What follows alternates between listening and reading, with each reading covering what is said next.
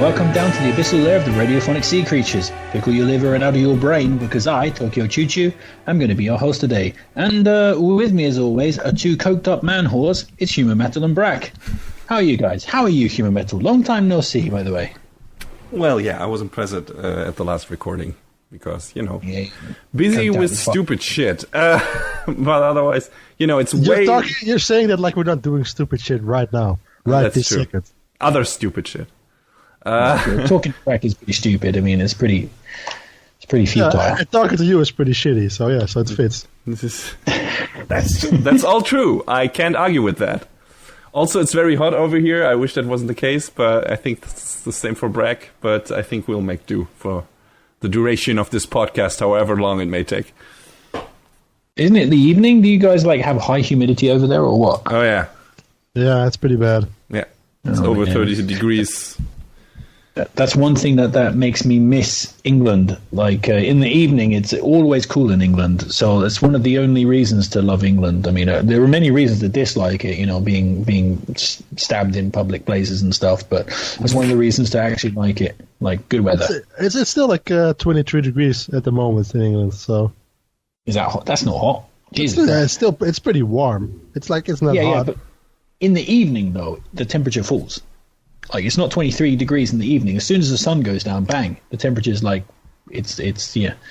But every day. The sun doesn't go down where you're staying? What do you mean? What? Yeah, no. Well, hang on. Hey, guys, we're talking about the weather. We should change the topic. Well, hang on, I'm from England, but hang on, just... Okay, come on. We're talking about the weather. We're talking about the weather. Let's go bring this topic down. Let's talk about what we've been watching. Yes. That is the worst segue ever. It just confused me. I think it's in spirit with the podcast in itself. What have you been doing or watching this week? I have been playing a game over the past couple of weeks, past month. I don't know when I started, and it was God of War, the soft reboot, kind of sequel mix thing, where Kratos moves from Greece to fucking, I don't know, Norway or somewhere. Norway? Really? Scandinavia or somewhere. Yeah, that too. I'd like to fuck Norway. To Midgard.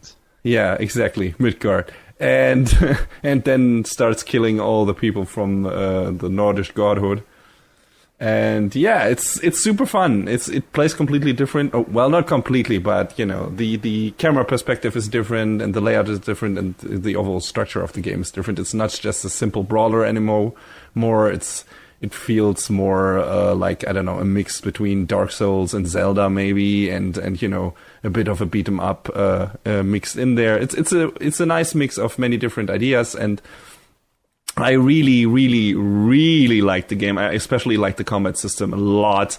What's confirmation of that is that I did pretty much all the optional side challenges and bosses, which I usually don't do in games, because a lot of those are really annoying, and there are a lot of annoying bosses in this game.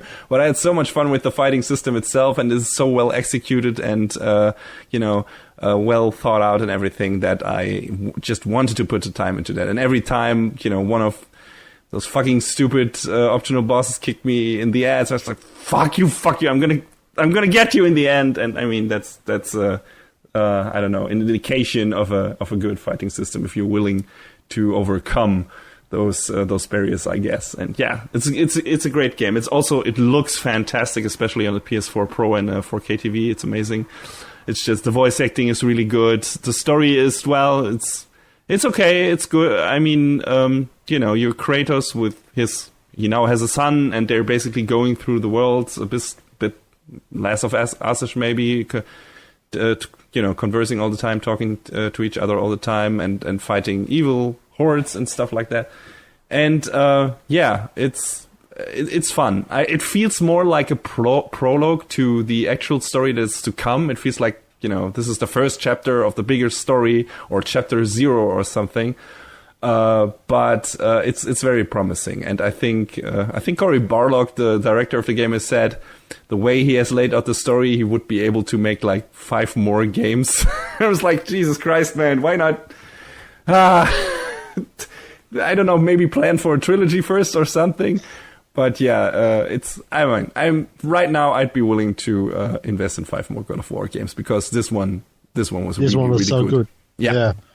After playing this one, I was like, yeah, give me the next one, like now, just give it to me. I take it. Yes, indeed. Right now, I'd be willing to jump into the next one. It's really great. What was your? That would be spoilers. I can't ask you that. Brag shit. Oh well, maybe off mic then. But yeah, it's highly recommended. Like even if you didn't like the old God of War games because they were so incredibly stupid and the Kratos was a very unlikable main character. He was a real asshole. He's much more reserved in this. He's still very grumpy, but he has much more likable aspects to him now. And I don't think that absolves him of all the shit he has done in the past games. Not at all. But at least they kind of try to make this a theme where his past is like haunting him and everything, and he doesn't know how to speak about it to his son and everything. So at least they don't like completely ignore it, and I appreciate that. So yeah, it's cool and it's super cinematic. Like a few confrontations in this game look so damn amazing, and it's like holy shit, this is wow, this is really great. It's a fantastic game. I agree. I really loved it as well, especially also the combat, especially the story. I really like the father-son dynamic and like the stoic Kratos with like the more wide-eyed kid. It reminded me, I think it's Road to Perdition. I'm not sure if you guys have seen that movie. It kind of reminded me of that movie a little bit, like this unspoken badass motherfucker, and then this trying to protect his son and try to like protect his son from the reality of who he is, and it's really really interesting story, and it really ends on a high note. And I'm looking forward to what's going to happen next. I mean, some parts felt a bit stretched out in terms of the conversation between Kratos and Atreus, his son, where it's like, Jesus Christ, Kratos, talk to him already. I know you have your problems with that and your reservations, but do you have to keep this going? I think I mostly enjoyed when another cast member gets added kind of permanently to the crew, that you basically are traveling with in the game, and that resulted in the most fun conversation and the most interesting ones. That there was like this one. They had like one character who travels with you for a while, and he's always telling stories about like Norse mythology, like it happens for real, of course, because for him it is real, and those stories are fascinating. And I liked them so much because I think it was my big last episode that I read the new game and book Norse mythology because of how much I like the stories that this one character tells in God of War. So it's really enjoyable. Yeah, great stuff. I also started playing God of War literally yesterday. Yay! So I have joined. Actually, I bought God of War when it was released, but I didn't want to play it because I was playing a lot of Mad Max. But finally, I actually got a little tired of Mad Max's open world shenanigans. It was just never ending. So I decided to change up a little bit and start playing God of War. So the thing is with me, like I hate hype. Like when people tell me like, oh, this is the best game ever, like, and it gets such high review scores, there's a massive part of me that is kind of like anti-establishment. It's just like if I know that explains why you dislike. Why you hate on The Last of Us so much? Yeah, it's a part of you. It's the dumb part of you. That's what you're saying.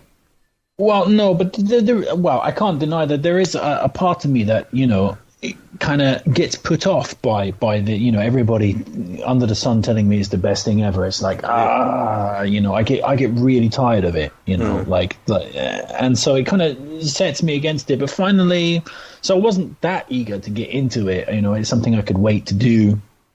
But I started playing it yesterday, and it's like, it's just another example of like a game that's just, I don't know why people are so. I'm fucking with you this time. It's amazing. It's like amazing. The boss fight, the opening sort of, I don't think it's a spoiler because it's in like the opening hour, the opening boss fight with the stranger. After that boss fight was finished, I just sat there with my mouth like on the. Oh no. Hello? With his mouth on the With his mouth on his dick, yes. All right. I literally didn't catch anything you just said there, Brack. Sorry. But I think as I was explaining to someone who was inquiring about the game today, I was explaining to them it feels like a properly like a movie you can play, like Lord of the Rings adventure that you can go through yourself. It's excellent, and I love the way that the camera never stops, it never cuts, it never changes. It's just this seamless thing. It's amazing. Wow, incredible. Great stuff, and it's only getting better, so enjoy. All right, so Brack, what's first on your list? First on my list, I've been to the movie theater and I went to watch Solo. And Solo is not just the name of the movie, it's also my movie-going experience for this movie because I was the only person in the theater. which okay, I'm exaggerating because it's not. I wasn't the only person, but like my entire row was empty. The row in front of me was empty. The row behind me was empty. I had like proper good amount of space for myself.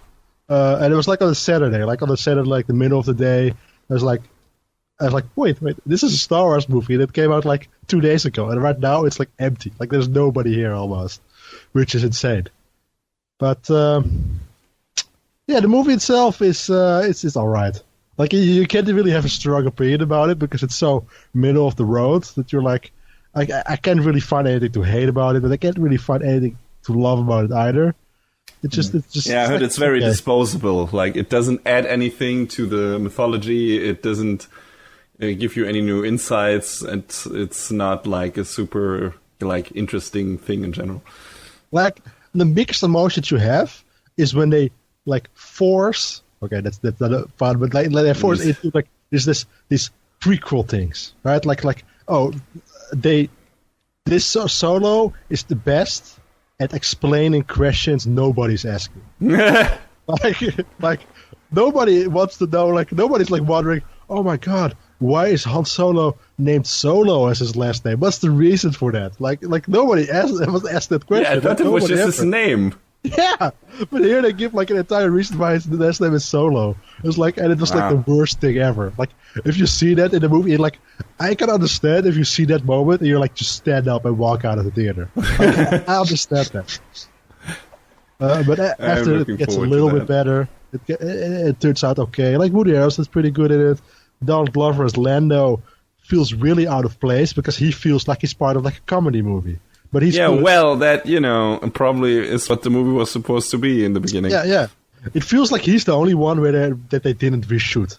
Like he's the only one who we're not going to reshoot his scenes. So they just kept his scenes in the same way, and he just like has like he's like in a comedy, like he's doing sketches almost. Okay. But they're funny. And the main character, he got soul, but he ain't no Solo. That's all I'm saying. But he's not bad, but he's not like everybody can see that it's like he's not playing Solo. He's just like if he was just like some space cowboy dude, you wouldn't have a problem with it. But because people are expecting to see Han Solo, that you're just gonna enjoy it the best if you just keep that out of your mind at all times. Like you don't even want to think about him supposed to be Han Solo, even though the movie wants to remind you all the fucking time because like, oh, this is how he got his blaster. This is why he's calling Chewbacca Chewie. This is why he does this. Like all those things that don't explain it at all. This movie is gonna explain, and it just feels useless. It's like there was this Walking Dead game, right? Like Walking Dead, the TV show, you have this redneck dude, and he has a crossbow. And everybody loves that character. But nobody's wondering, oh, why does this dude have a crossbow? How did he get his crossbow? What is his relationship with this crossbow? Like, and it was like they made this like Walking Dead game, and it was like, oh man, we're gonna make a big deal about him finding his crossbow, and like gonna make an entire special event about him, how he gets his crossbow. And like nobody asked for this, nobody's wondering this. Like, this is not something that needs to be explained. And this is what this movie does the entire time, like a lot of the time. The thing is with what Disney are doing with the Star Wars movies is that they're really kind of destroying the big event feel of a Star Wars movie. I mean, there was a time in the past where it was like every Star Wars movie that came out and went to the cinema, it was like a must-see. You know, it's like a new Star Wars movie. Oh, my God. But I think Solo's the first one to properly kind of catch the backlash of Disney releasing every year, because that main event status, you know, that kind of importance and the feeling that you must go see the new Star Wars movie is totally gone with this one. I mean, for me, I'm totally fine just to catch it on DVD. I don't need to go to the cinema to see it. Yeah, it's also the lowest in quality of the reboots or the new movies.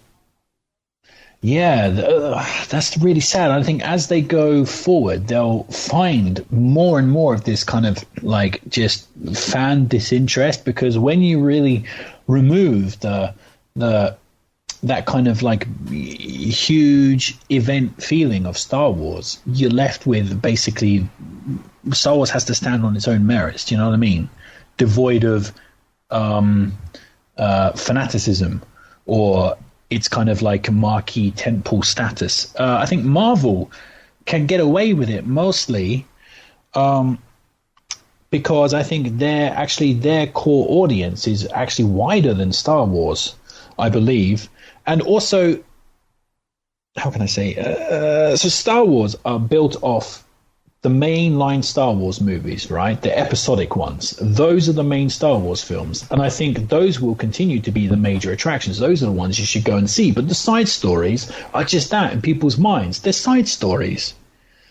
Like, whereas Marvel, I think, can do it better because it wasn't set up like that in the first place. It doesn't have a precedent.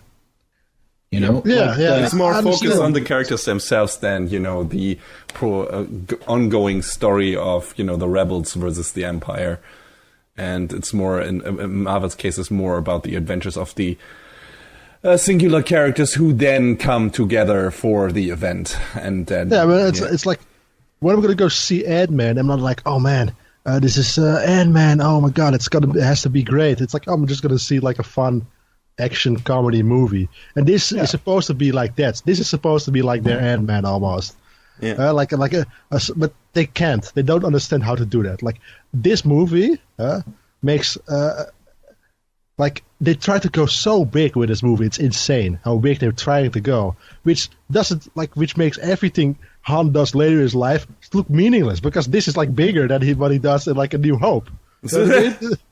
Like he does crazier shit in this movie than he does in like the other Star Wars movies. So it doesn't make sense. Like I wanted like cantina shootouts and like a few like small heists and like Western type shootouts. But that's not what you're getting. They try to make this an event, even though this story doesn't really feel like it needs to be an event, like a huge like spectacle. It needs to be smaller, and they don't understand how to do that.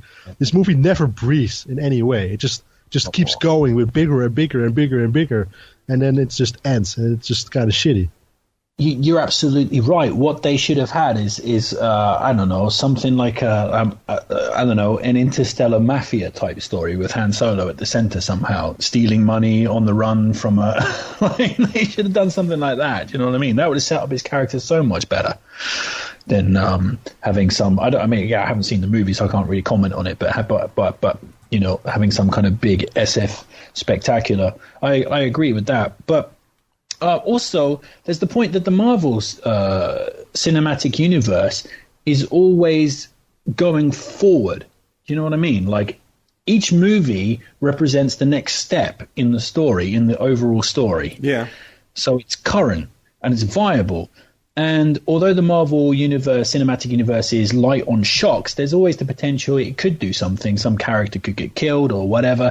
But when you go to see Solo, ultimately you know the outcome. He survives. You know, everybody who's important survives that movie. So like there's no surprise.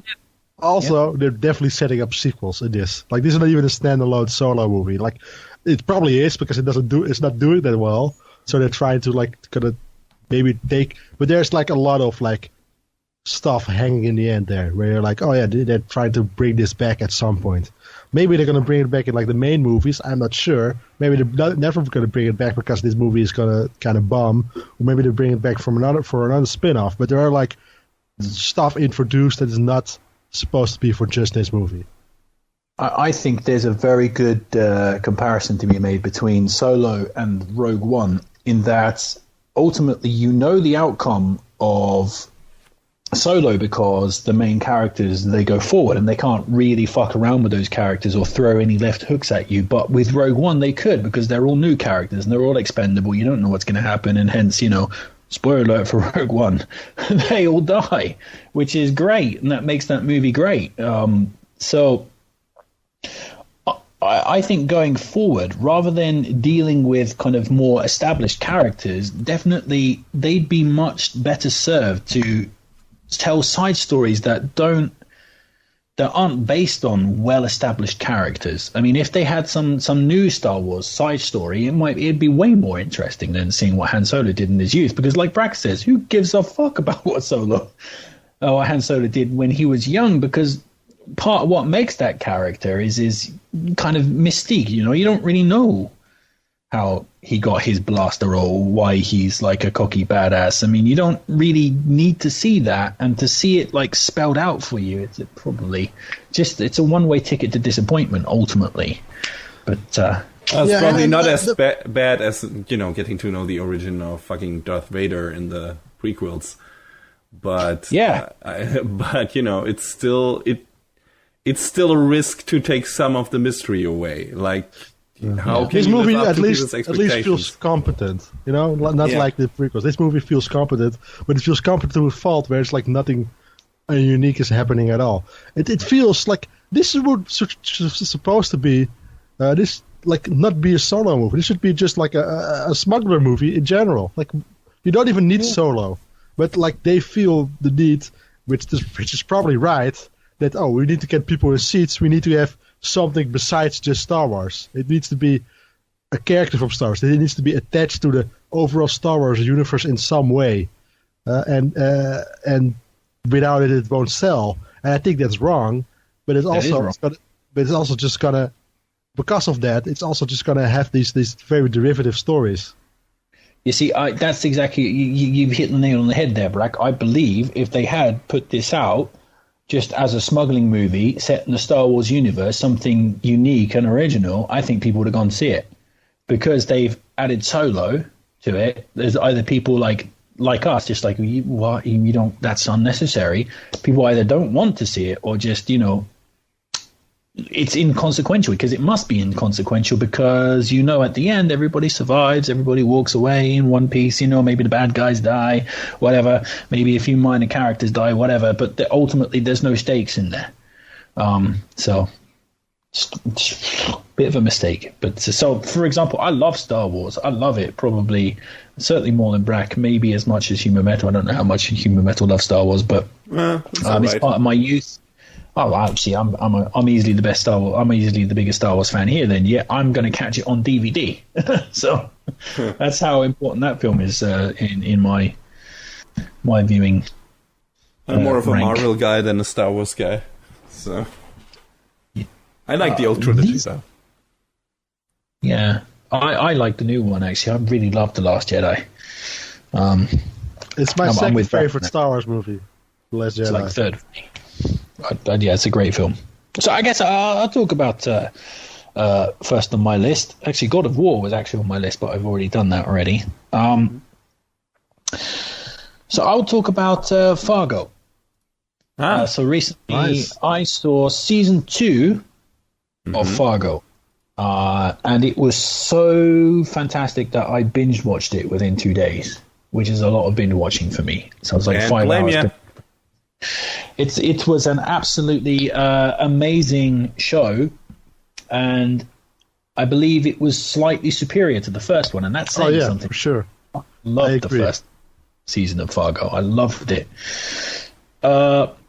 Really great things about the second season of Fargo is that I think the hero was amazing in it, like Patrick Wilson as the main police officer. I really had a strong feeling that I didn't want anything bad to happen to him or his family. Fargo is season 2. It's a prequel done perfectly. Yes, I think it is exactly right. You see, I didn't even realize the characters were connected until a bit later in the show. Like, because, I couldn't quite remember I didn't remember the family name, like Solverson or whatever, so I didn't really, connect them. So I just thought he was just a hero. So when it was actually revealed that, yes, he's the father of the girl from the first season of Fargo, I was like, oh, okay. But it wasn't immediately apparent to me. I had to work up to that. But yeah, it was great. I loved the action sequences. I loved there were a lot of left turns it took. The story was pretty surprising and just it was just fantastic. Great action sequences. I have no fucking idea what's happening with the spoiler alert here. Sorry for season 2 of Fargo.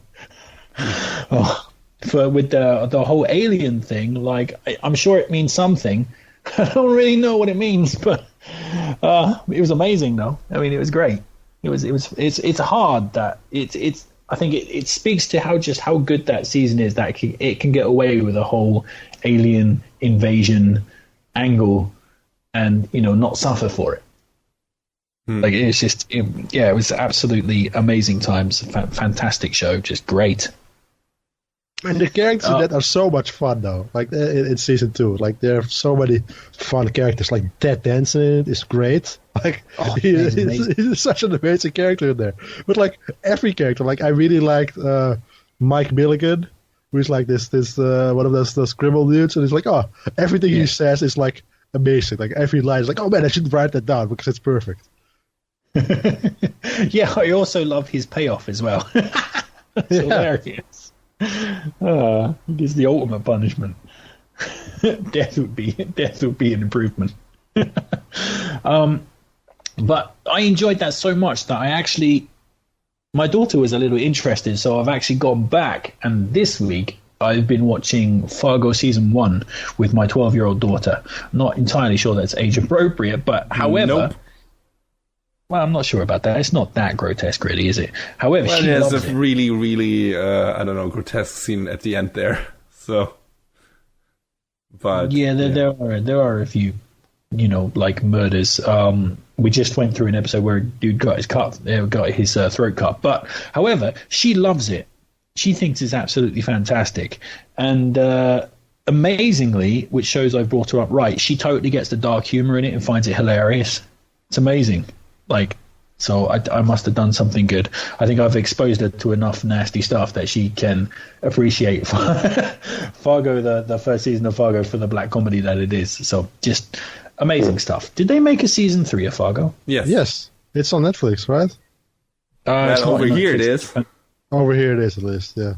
Oh man, I want to see that so bad. But yeah, amazing stuff. But first, I'm actually going to rewatch season 1 and 2 with my daughter in tow. So good stuff. All right, Human Metal, what is next on your list? I got nothing. Sorry. I'm all out of things. What's next on your list?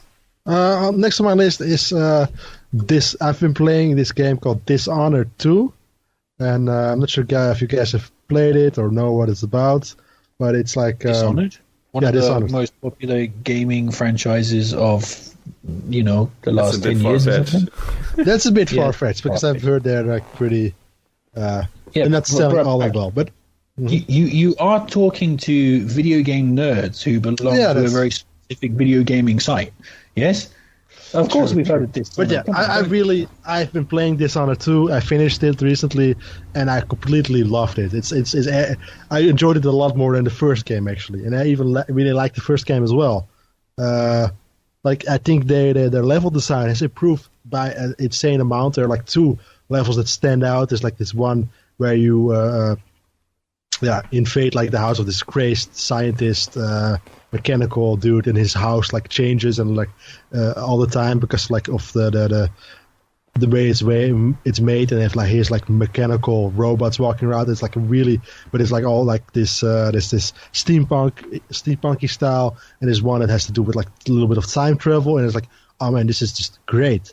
But what I like about the pacing a lot more than the last one is that here all the missions has like start with like a little hub world where you can maybe do some side missions, and then you go to the store, and you can actually all the stores. There's like a way to rob the store as well, which I've done with all the stores, obviously, to get all the stuff for free. And then there's like you can collect a few things, and then from that hub world you move on to the main mission, and there it's like full on like being stealthy, and you have like a lot more opposition, and you have to use all your powers. And I really like the transition. Like after there's like a little bit of breathing room after every mission to like do a little bit more of the smaller stuff to like go through like houses and like steal the stuff there. So I really like the pacing of this a lot more than the last one, where after a while it's like you have to be on your toes for like the entire time, and it gets a little bit like tiring. And here you don't have that problem because the pacing is a lot more better. Like there's a lot more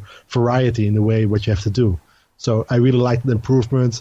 I like the new main character a lot more. You can actually choose between two characters, like the main character from the last one and his daughter, and I picked the daughter because it seemed like the more interesting choice, which it was. Overall, the story is great, and I really enjoyed it a lot. Like it gives me that the same feeling as like playing the Deus Ex games. You know what I mean? Like where you're in like this complete world, but they have it detailed in a way where it feels like a real place where like you can understand what's going on, you can understand what the motivation of the people of the humans are. You can understand like. Does it have a scene though where you're in an air vent and you kill one guy in front of the air vent, and then somebody else comes to investigate, you kill him, and then somebody else comes to investigate, you kill him, and then so on and so forth? There are definitely moments where you can do that. Like there are definitely moments where you can do stuff like that, which I enjoy. Like killing one guy and then just putting him somewhere, and like somebody else fights him, and you just jump on him and kill him as well. If somebody fights him, you just jump on him. It doesn't really work out that well a lot of times, because some people are smart enough when they see like two dead bodies, instead of going to investigate, they just run away to tell the other guards, which then everybody is on high alert, and that's not what you want. But it's a lot like Deus Ex. Like that's probably the closest comparison I can think of.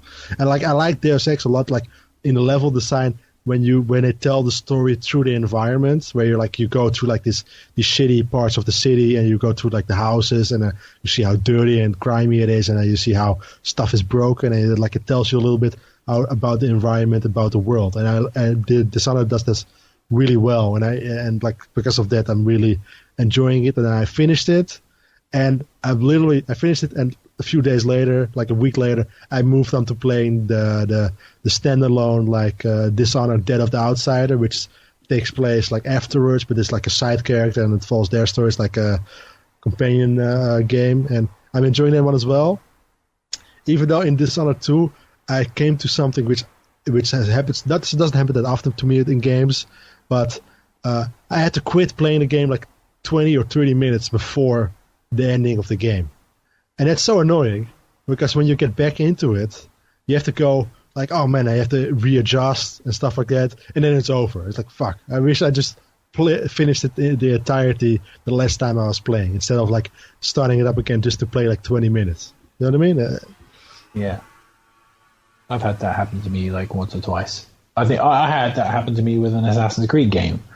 Like I came to the point where it's like I had played and I needed a break, you know. Like in most Assassin's Creed games, I feel there's a point where I need to take like a week break or something. And at that point came, and I think it was my favorite Assassin's Creed game. I forgot the fucking title of it. Revelations? I don't know what the title was, but yeah, but like the one in Turkey, the one in Istanbul. That's Revelations, yes, I think. Yeah, Revelations. Okay, so like I had that time. The time came. I was like, okay, it's time to take a bit of a a week break from Assassin's Creed, whatever. Play a different game, and played a different game for a while. for like 2 weeks or something, came back and thought, okay, I'm refreshed now, back to Assassin's Creed. There was literally 20 minutes left of the game. Fuck. Fuck. Damn. Timing is everything. Yeah, yes, I can definitely feel you there, bro. Did you play Knife of Dunwall? No, I haven't played that Knife of Dunwall. I probably should pick up like the whatever it's called, the remaster collection or whatever from Dishonored 1, which has like all the DLC, and play through that as well. But I haven't done that yet. Yeah, also, I hear that's good. This is weird about these Bethesda games. These have like huge stars in it, and they don't even show them off. You know what I mean? Like Sam Rockwell is in this game, in Dishonored 2. And the weird thing is, like, he is there like for a small part in the beginning, and he doesn't really show up again. And throughout, I knew that Sam Rockwell was in this. I was like, oh man, I'm wondering when Sam Rockwell was going to show up, and he never does because he's just playing this one card in the beginning of the game, who's like barely a mini boss. You know what I mean? It's like, wait, that was Sam Rockwell? Like, I figured it out later when I googled what his character name was. And I was like, wait, why? And a lot of that happened in this game. Like, a lot of stars are in this. Like, Rosario Dawson is in this, who actually plays a bigger part.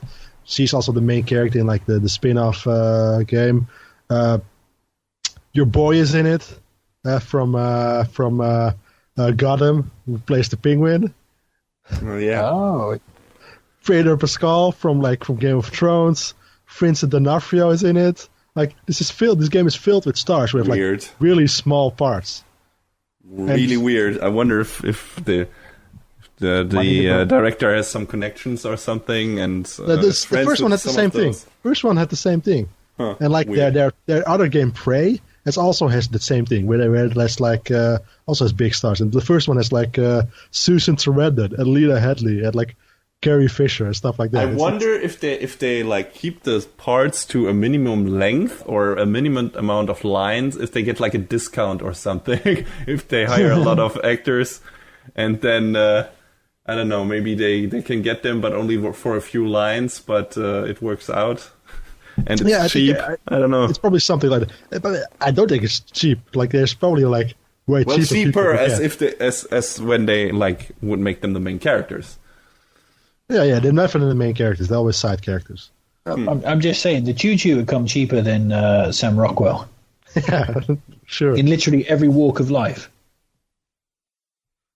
But yeah, it's real weird. Like, it happens. Like, the developer also made Prey, and that game also has like weird ass big stars in it. It's kind of insane. I'm not sure why, because they never play big parts in it. Like, this character's in it. Oh yeah, he's probably going to play like a really small part. But yeah, right. I enjoyed it. Great game. Yeah, unfortunately, the time has kind of like sailed on the Dishonored franchise. I rarely use my PlayStation 3, so maybe if there's like. But like I said, there's like a remaster of the first one with the DLC for the PS4. Oh, okay. Well, it's a PlayStation Plus game then. Come on, PlayStation Plus, please put Dishonored on there, and I might give it a shot. So I guess that's going to bring me on to my big video game that I finished finally. Jesus Christ, which was Uncharted 4. Hey, I finally finished Uncharted 4. So, Uncharted 4, man. Oh man, we already know your taste is shit, so just get it over with. Well, I have a few things to say. Okay, let's start off on a positive note. So the great things about Uncharted 4 were really fantastic. Like some of the best things that I've experienced in recent video games. So the story is great. Love it. The dialogue is fantastic. Obviously, they've taken a lot of cues from The Last of Us and sort of parlayed them into the creation of Uncharted 4. Fantastic. Absolutely no complaints about that side of things. How did you like the epilogue? It was, the epilogue was pretty great too. It was fine, unnecessary, but fine. Again, I'm going to talk a little bit about the epilogue a little bit later because I have certain points to make. But yeah, generally speaking, the story was just great. Loved it. dialogue was fantastic. It made me care about the characters. Graphically beautiful, of course.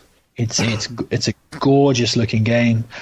I liked most of the exploration in the game. I thought it was whenever I was not being shot at, it was mostly fun. A lot of the kind of like exploration stuff was decent, although there is a big caveat to that, which I'll get onto in a minute.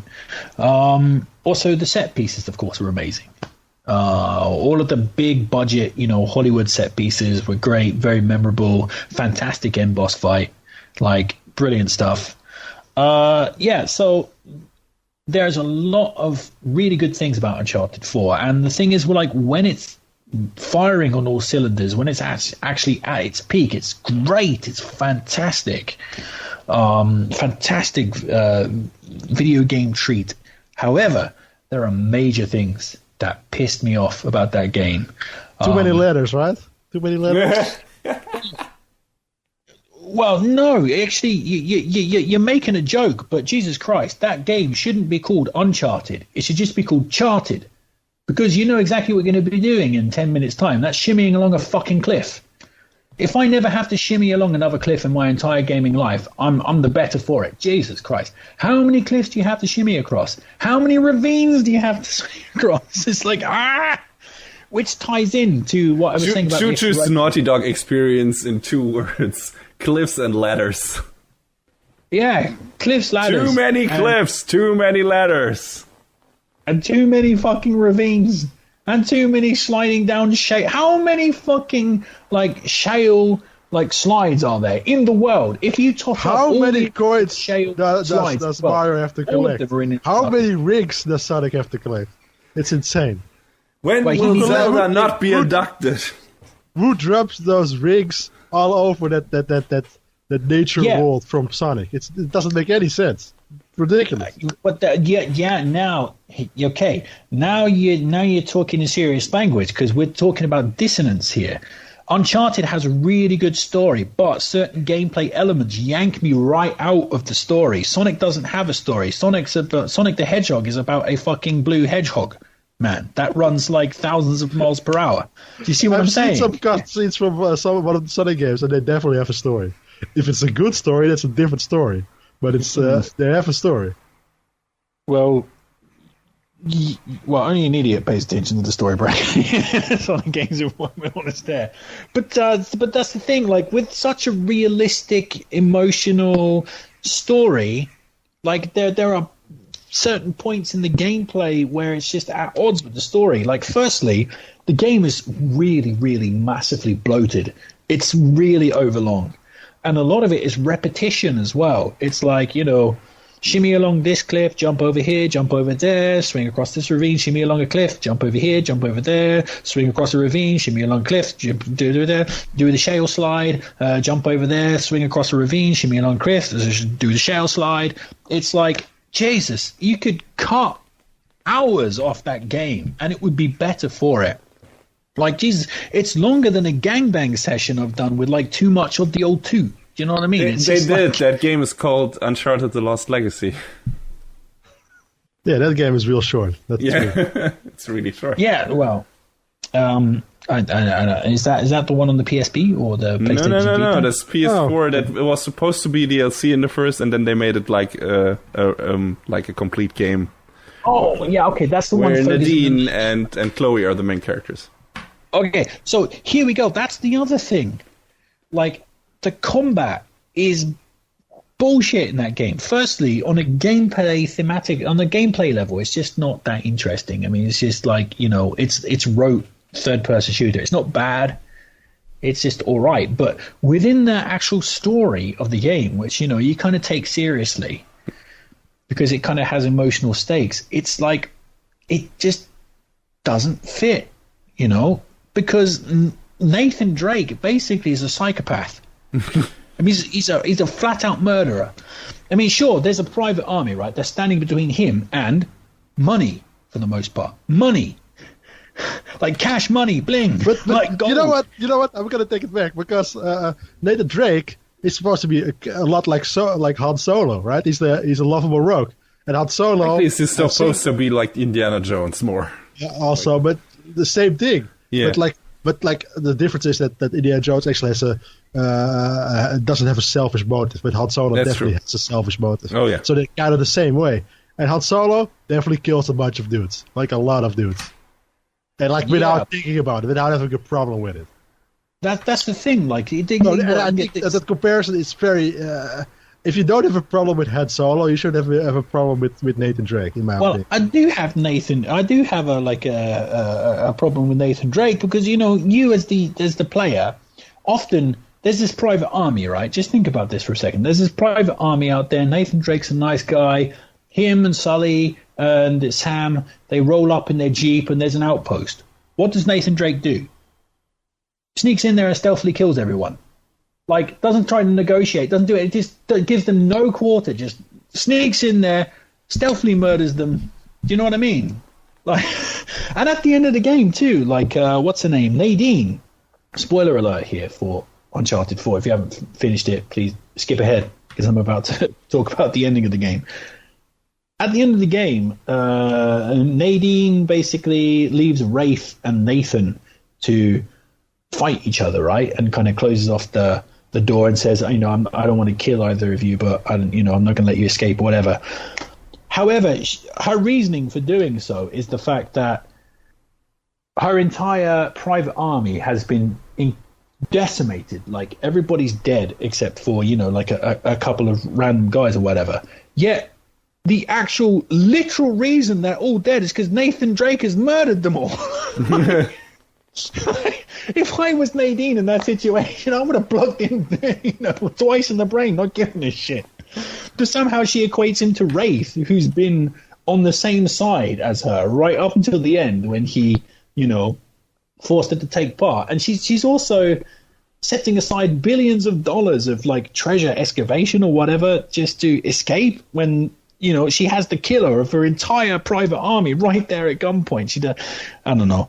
And also at the end, when, like you were saying, the epilogue is fine, but it sort of, when Nathan Drake's like, oh yeah, we've been on all these adventures and blah, blah, blah. Oh, we did this and, we visited King Tut's fucking tomb or whatever the fuck. He didn't do that, but whatever the hell he's talking about. Yet he doesn't tell her about the hundreds and hundreds and hundreds of people he literally killed. He must be one of the biggest, like, mass murderers on planet Earth. But, like, you could say the same thing about literally every video game character. Like, everyone. Yeah, every single one. But like, I find it weird. It's always, like, every time somebody makes something, it's always about Nathan Drake. Well, literally every video game character is like a multi-murderer. Like, he kills everyone. Like, every single video game character.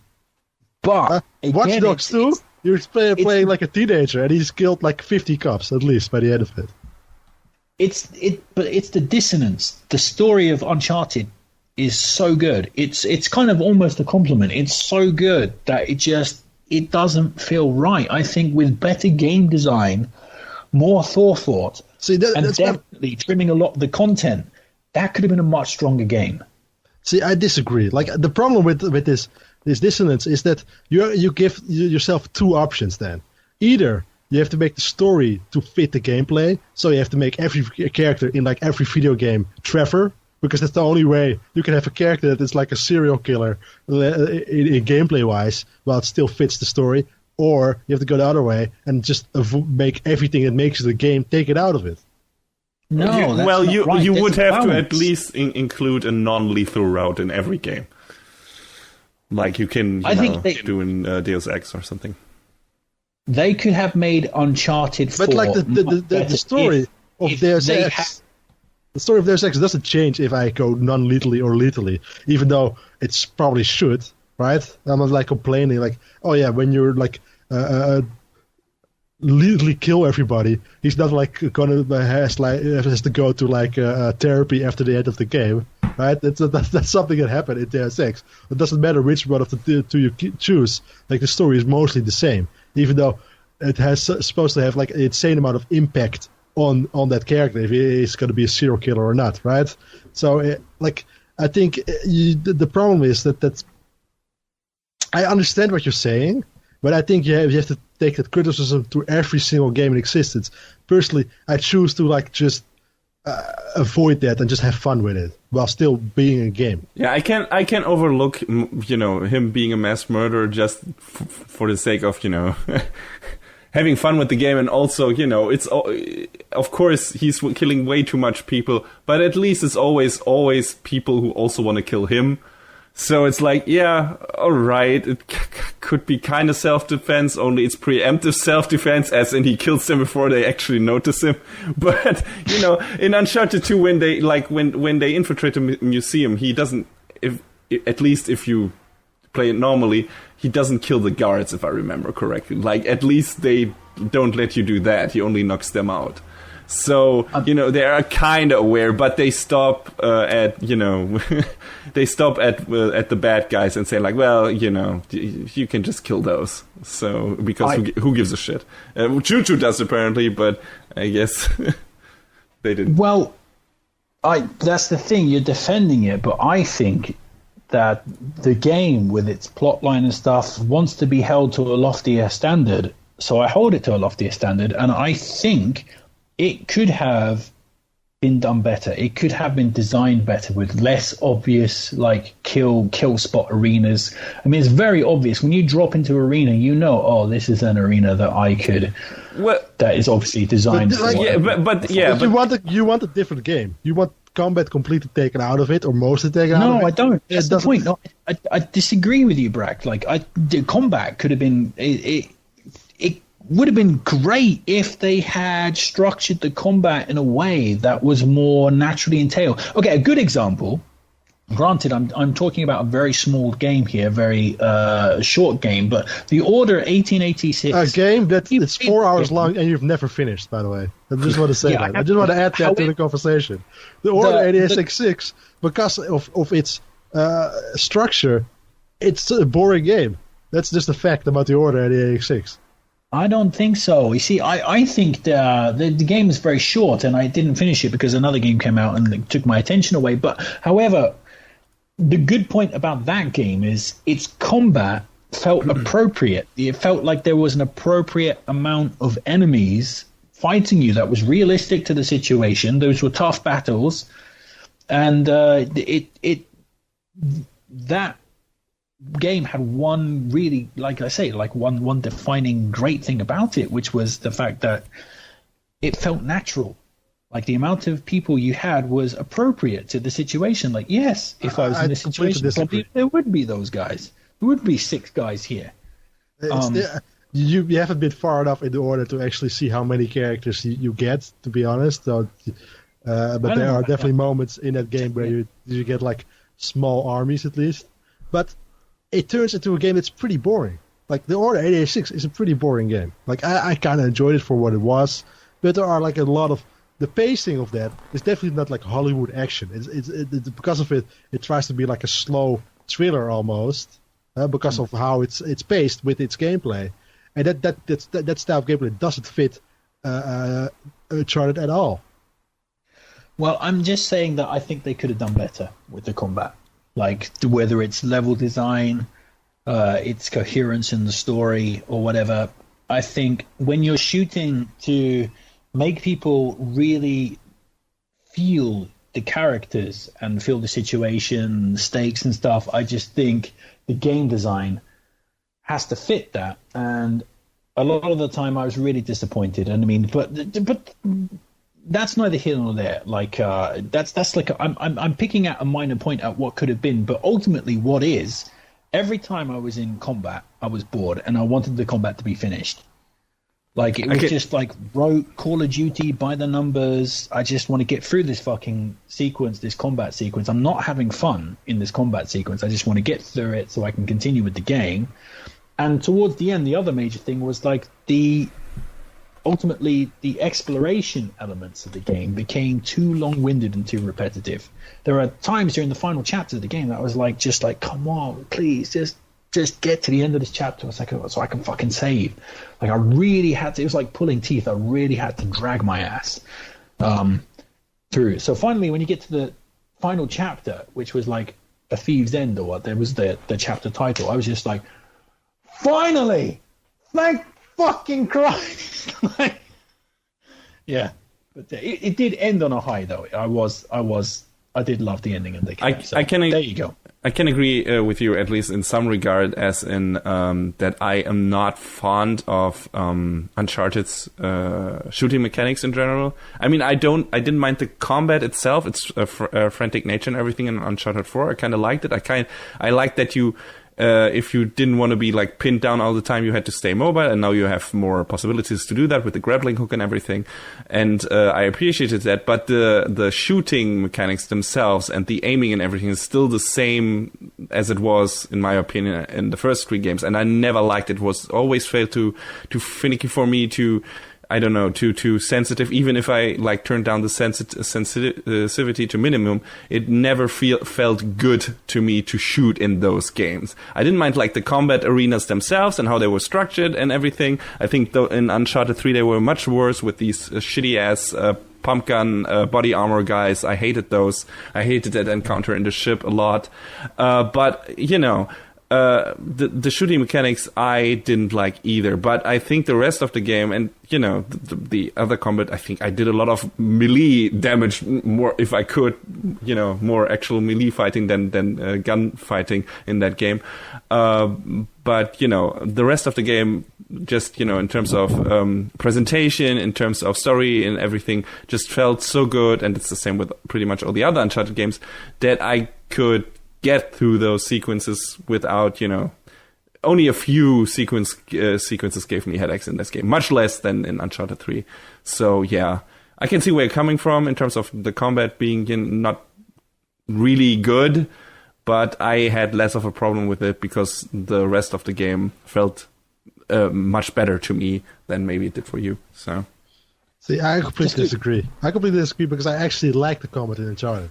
Like, I like it a lot more than a lot of the other third-person shooters because of its mobility. Because I like the mobility too, but I just don't like the way how you aim. Flexible as a character, where it's like you can, you're not forced to stay at the same location. And just like that too. And shoot too. Yeah, you can jump around, you can run around. Yeah, that's great. That's all great. Shoot up some people as well. But every time you want to aim at someone and shoot him, I think it falls, it crumbles a bit. Like it stumbles. I disagree with that as well. I actually like the shooting mechanics in this one as well. So, yeah, let's keep it at that. I don't know. I didn't like the shooting mechanics. But however, I will end this conversation on saying that even despite its faults, I would still give it a nice 7 out of 10. You know what I mean? Not that I'm into reviews or anything, but like it's not a bad game. It's just I think the bad parts for me just really, really knocked the points off. Like if it had trimmed the fat, I think it would have been a far superior game, in my opinion. But there you go. So, Brack, what's last on your list? Do you have something that's last? Not really. I finished Mad Max, which was enough said about that already. I think it's not a good game. Disagree on that note, but all right, we'll take Brack's lunacy and move out the shallows and into the depths.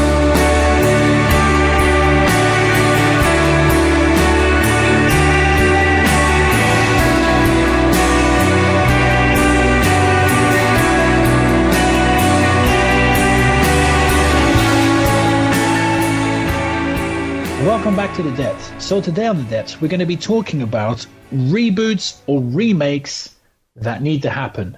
So of course, in this day and age, the last thing we need is any fucking reboots or remakes. We just need new IPs. Please, people, come on, let's get some new IPs in there. But nevertheless, we are going to talk about things we think should be remade or rebooted. So,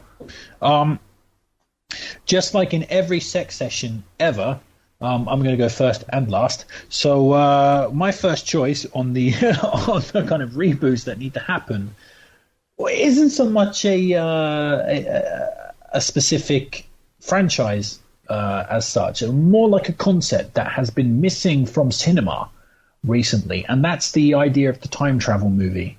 Like, where are the great time travel movies? Where have they gone? They've just disappeared. I mean, in the past we had movies like Back to the Future and Groundhog Day and 12 Monkeys, Like great time travel movies. The most recent time travel movie I can actually think of is probably Hot Top Time Machine, which.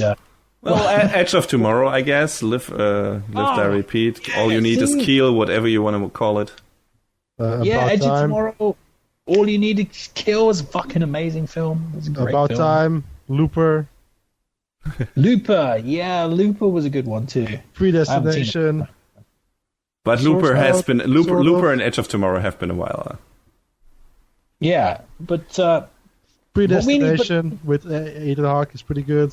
Source Code is pretty good. It's sort of a time travel movie. But like we need I think like a high concept. X-Men Days of Future Past. X-Men Days of Future Past. Yes, that's a good one. See, Brack is on the money, but we need more. Okay, we need more time travel movies, is what I'm saying to you. So, so specific things that spring to mind that could be rebooted and kind of wasted their initial concept, which were awesome concepts. I've got two here. So the first one would be I think the title is Timeline, which is based off a Michael Crichton book. Yes. Right. So in the book and the movie, I've actually read the book and seen the movie. So the general idea is that scientists travel through time, back in time, to observe what's going on in like medieval England. So they enter basically the world of like knights and kings and stuff. And I think they're there to observe and maybe to find out what happened to a missing scientist, if I recall rightly. And then of course things go bad, and they will end up in prison or fighting knights with swords and shields and stuff. And it's a great concept. To be honest, the book didn't quite do it right, and the film did it way less right. The film pretty fucked up, to be honest. But it's an amazing concept with such a high potential to have like some serious fun with that potential. Scientists time traveling to not just medieval but any period and doing trying to observe and shit going wrong. You could have it in the dinosaur period. People going back in time to observe dinosaurs. Shit happens. They can't get back. They have to survive in the dinosaur world. World War II. It could any period in history. It's like an open book. It could be absolutely amazing if someone would put the time and energy into doing it. But what's going to happen? It's going to be like a Marvel movie about time traveling. Like that's probably going to happen at some point, right? Sign me the fuck up. Like I'd love that. Like an expanded a universe, like a connected universe with time travel. Man, that'd be amazing. And you could get Bill and Ted style. You could like pull famous characters out from history and make like an Avengers team of like fucking Abraham Lincoln and fucking Adolf Hitler and fucking. I'm fairly sure that would be team. Yeah, I'm not sure they're not on the same team. That would be weird. But although there is this movie, I keep seeing it in the DVD store. I have no idea what it's about, but it seems to be about Adolf Hitler as a stand-up comedian. I don't really know what that is. Yeah, there's a movie I keep seeing in the DVD store where Adolf Hitler is like transported into the modern day. Oh yeah, he's back. Right, that's a German movie. Yeah, I think I see it. I see it in the German movie. Yeah, yeah. I see it in the DVD shop. Like every time. The book is really good. I can't say anything about the film though. Yeah, I don't know. I'll think about it. No, it's really funny because he's coming back and nobody believes that he's really Hitler, but everyone is like, oh, this performance art, and he's, we're gonna make him as our mascot and everything. Everybody likes his style, and so he becomes part of like this giant media initiative and basically gains control over the country again through modern media. And it's like this really dark, sarcastic take on modern media and everything and how we treat people there and stuff. And nobody believes that he's Hitler, but his methods are still effective. And yeah, it's really wacky and dumb, but really sharp edge satirical comedies. So yeah, good stuff. Sweet. Coming on to something that isn't satirical or clever in any way, but would be perfect for a reboot, like the ultimate time travel movie, Time Cop. Oh yeah. Yeah, man, they need to reboot that like ASAP because that's amazing. So the original but film, there's actually a time cop like sort of reboot part of it in the new in it like Jean-Claude Van Damme TV show Jean-Claude Van Johnson. yeah, but they need to make a good one though, Bert. Yeah, they definitely did, but that's not one of them. So basically, in the original Time Cop, basically, it's exactly what it sounds like. Time travel is an established thing, and but it's kind of forbidden for people to go back and tamper with the past. So Jean-Claude Van Damme is in bracket, is the eponymous Time Cop. So his job is to go back and stop criminals from changing the future, especially for their own gain. So even though the movie's just a usual martial arts style action flick, to be honest, it's not very good. It's all right. It's not bad. It's not terrible. It's not the worst film Jean-Claude Van Damme ever made. Certainly not. But it has such a fantastic concept that it's a waste to waste such a fantastic concept on such a mediocre film. But even the movie has its points. You have like the guy robbing the Western stagecoach, in the 1800s, and the stagecoach comes along, and the guy standing in the middle of the road, and they pull their kind of old muskets, get out of the road, partners, I'll put you down, and he pulls out these massive fucking twin machine guns, like kills everybody on the stagecoach. It's a lot of fun, and the 1930s muscle man, the boxer guy, who like tries to fight Jean-Claude Van Damme, and then Jean-Claude Van Damme pulls out his like martial arts, which is unheard of in the 1930s, and completely takes the guy by surprise. There's a lot of fun to be had, and also that awesome aspect of the same matter can occupy the same space twice. So Back to the Future style, you need to be even more cautious about meeting yourself, because if you literally bump into yourself, you're dead. Like it's so there's a lot of concept. There's a lot of fantastic things that can be done with that concept, just better. I mean, you have the whole of human history. How about having a storyline, for example, where some bad guy, in quotes bad guy, decides to go back to World War II and kill Hitler and, end the Holocaust, avoid the Holocaust, or that type of thing.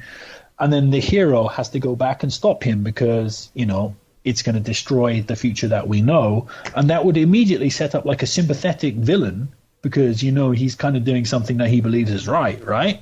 And you also can understand the hero's point of view, and how many hijinks could they get into during World War II trying to stop each other? It's totally amazing. Just off the top of my head, just thinking about it for 2 seconds. There's one time travel movie that needs a remake, or actually another adaptation. It's A Sound of Thunder, which is based on this oh god, it's a terrible movie. Yes, but it's based on a pretty good Ray Bradbury short story about a future where people could go to a company called Time Safari, and rich people can use that to go back in to the ages to hunt dinosaurs or hunt other animals way back in the past.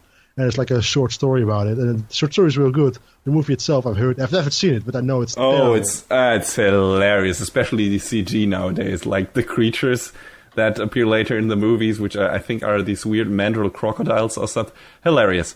It's a really shitty movie. Of course, Ben Kingsley stars in it, naturally. But yeah, it's a treat. You should at least see it once. It's a really, really, really bad movie. But yeah, the concept is fun enough for an actual good movie, I think. Yeah, I agree with just hearing that concept. How could they fuck that up? But apparently they did. Actually, that reminds me of something I forgot to talk about in the Shallows, which I'm not going to get into much here. But I saw Annihilation, and that film was fucking excellent. Damn. Still need to see that. Still haven't seen it. I hate myself. I loved that film. That was amazing. I watched it twice. It's brilliant. So I've heard. Although Brack wasn't too keen on it, though, I think. No, I enjoyed it a lot. I think it's a great movie, but I didn't love it like you did. You were a lot more positive about it. But I think it's a real good movie. But I had higher expectations, I think. I had really high expectations, of course, because it's Alex Garland's movie, but I found they were met. I mean, that movie amazed me, even though, occasionally it's like special effects where, kind of like a bit bargain basement, but it survived even that for me. Like, it didn't matter that the SFX were like a bargain basement. I thought it was brilliant, like high concept sci-fi. But anyway, we have gone off script here, and we shouldn't be talking about that. So Human Metal, what's first on your list? Well, first on my list, the most obvious pick of them all, at least in current times. Guys, we need to reboot that fucking DC movie universe. It's not this. This is not going anywhere. I mean, we've had like 3 movies we had one movie that was alright, borderlining on good, which was Wonder Woman. And every movie in that fucking universe was dog shit. Everything else was horrible. Like Man of Steel. Okay, when I saw it in the movie theater, I thought it was alright, but I've grown really cold on it. And of course, Batman v Superman, everybody knows how we feel about that. Justice League was shit as well. And what else did we have? Suicide Squad was also not good. So what chance do fucking Aquaman and I don't know what else they have planned, Cyborg, at this point with that crew, with that creative team have? Like, throw all those people out, except for maybe Patty Jenkins, like the people responsible for the Wonder Woman movie, and get, really good creative team together that knows how to build a universe on single movies like Marvel did. Don't try to do, your fucking tentpole universe, all characters together movie first. Don't do that. And then create, first small, cool movies for each of the characters, crafted with interesting character stories, and then maybe in a couple of years try to bring them together again. But you don't try to fucking force all, everything you still haven't done yet, every character still haven't done yet, into that stupid fucking structure you set up with Justice League and Batman v Superman. That's not gonna work. It's all garbage. And we need to reboot that. Apparently they think about doing that, by doing Flashpoint, and then basically like erasing everything that happens before it. But that won't be enough if they keep the same people around. Get rid of David S. Goyer. I don't know who wrote. That's the guy who wrote Batman v Superman. I don't know if he wrote Justice League as well. But Jesus Christ, throw him out. I mean, he did some good work with Christopher Nolan on the Dark Knight movies. But that vein, when they came to Dark Knight Rises, Christopher Nolan. Yeah, that could be him just in the room. He's like, oh yeah. Hey, David, can you grab me some coffee and a donut? Yeah, exactly. Just write the script. Yeah. Yeah. It's probably like, oh yeah, we should have the David S. Goyer was like, oh yeah, should we have the scene where the Joker has like this laughing puzzle box, and like Christopher Nolan's like, nope. Do you know what I mean? It needs a good editor.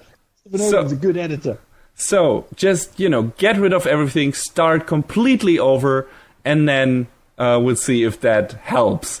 But anything else, any less aggressive methods, I don't see working. So we really need to do that, because otherwise I don't see this turning into anything good anytime soon. Because so far it really hasn't, despite Wonder Woman being like this I don't know, chance experience. So yeah. Let's see what happens to Aqua Bro, or whatever the movie's going to be called. What? Aqua Bro, right? Aqua Bro, right? Yes. The movie yeah. What? Yeah, Aquaman's probably the most interesting character from the Justice League as far as because you know nothing about him. Yeah, exactly, and he's like also his general persona from the Justice League movie seems like fine. Like he could be an interesting sort of comedic yet tough foil. So I think his movie perhaps has potential to impress, but I don't know.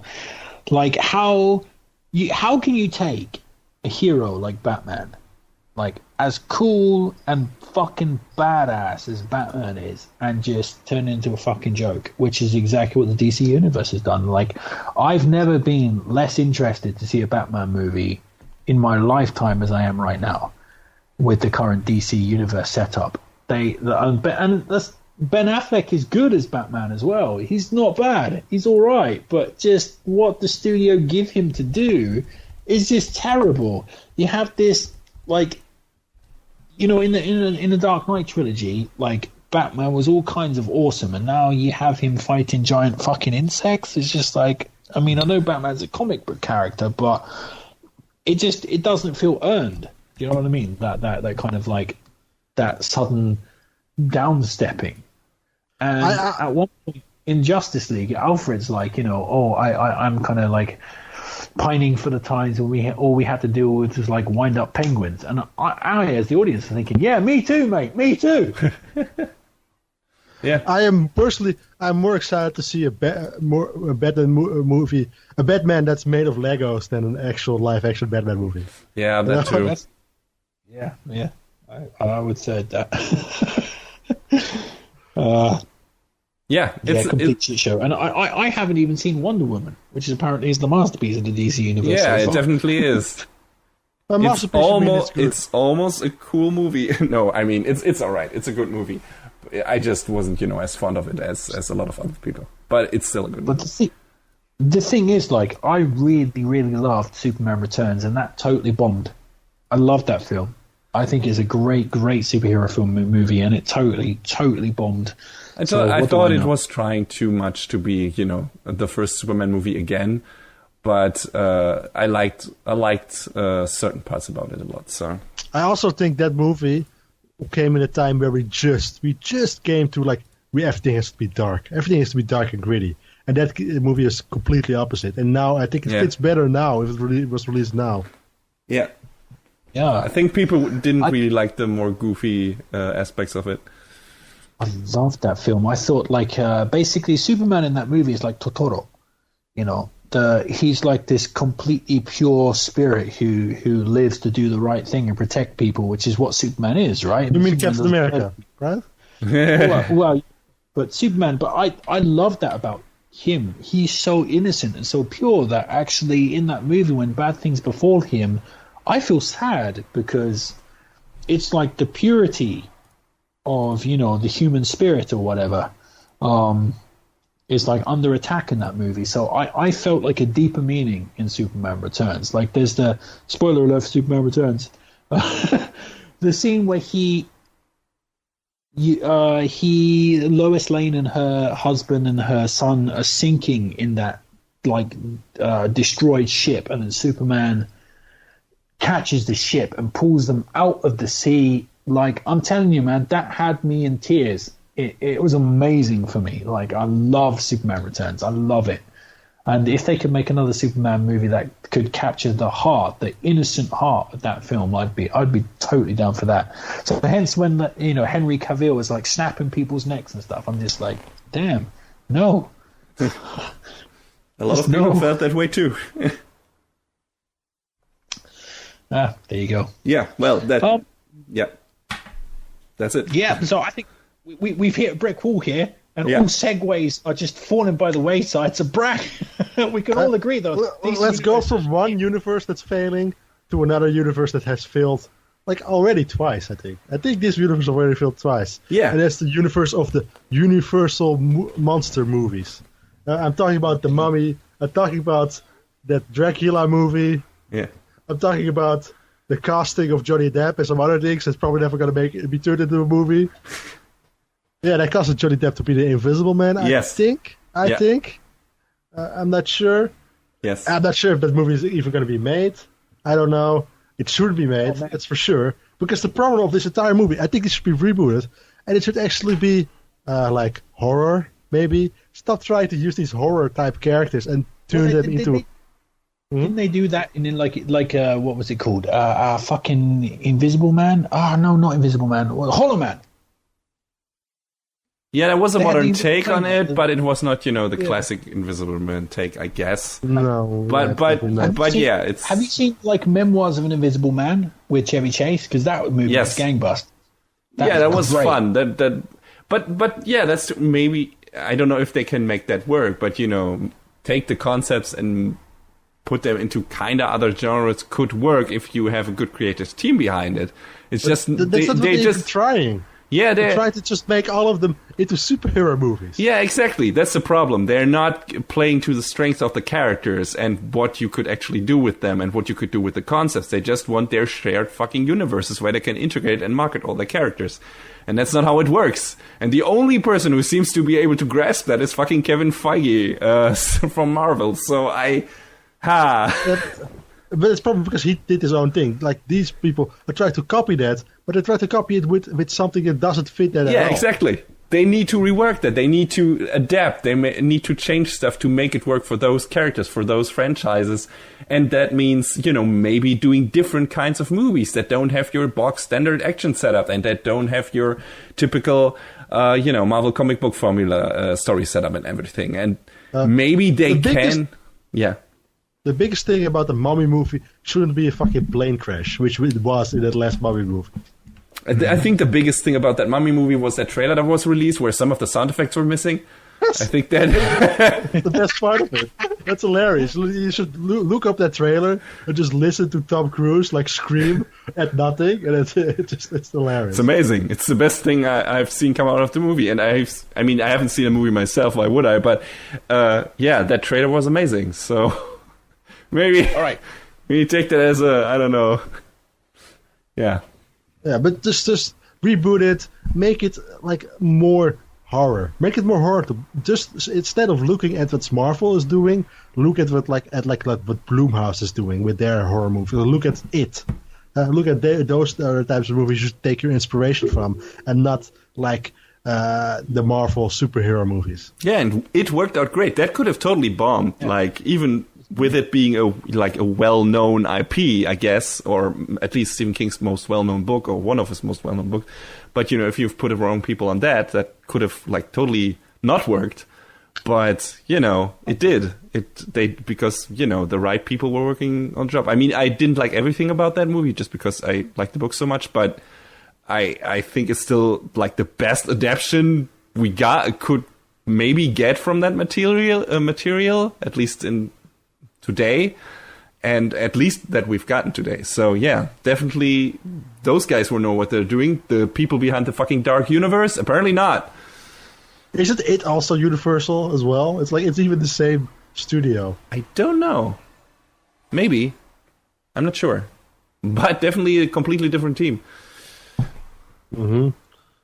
Yeah, it doesn't make sense. Just go back to the roots of those characters, make a horror movie out of it, and just do what fits those characters instead of trying to use that and make it into fit it into the Marvel box, which doesn't work.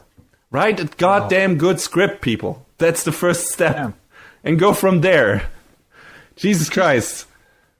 Just out of interest, just on a related note of all these kind of horror characters, what is your favorite vampire movie?